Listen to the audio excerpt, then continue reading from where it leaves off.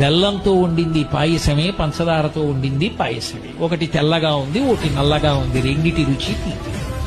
అది తెలుసుకున్న నాడు రంగు కోసం పాకులాడవు, పక్క పాత్ర కోసం వెంపర్లాడవు. నాలో కనపడనిది ఏది సీతమ్మలో కనపడి నువ్వు చచ్చిపోయావురా, నీ గిర్రి కామానికి ఏం చేశావో తెలుసా రావణ అని అడిగింది. ప్రపంచాన్ని గడగడలాడించగలిగిన వాడు ఇంద్రుణ్ణి గెలవగలిగిన కొడుకుని కన్నాడు.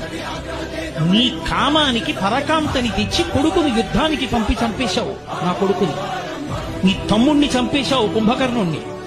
ఇప్పుడు నువ్వు చచ్చిపోతే నీ తమ్ముడు విభీషణుడు నీ తలకొరివి పెడతాడు. రేపు నీ చచ్చిపోతే నాకు తలకొరివి పెట్టే కొడుకుని మిగల్చకుండా చచ్చిపోయిన దౌర్భాగ్యుడా, నీ కామం నిన్ను చంపింది. చెప్పరా సీతమ్మ ముందు సుందరకాండలో? ఒళ్ళు దగ్గర పెట్టుకోకపోతే అన్ని వేళలా వయసు ఉంటుందా, అన్ని వేళలా శరీరంలో ఓపిక ఉంటుందా? ఎంత తేలికగా ఓపిక ఉంటుందో అంత తేలికగా ఓపిక ఉంటుంది.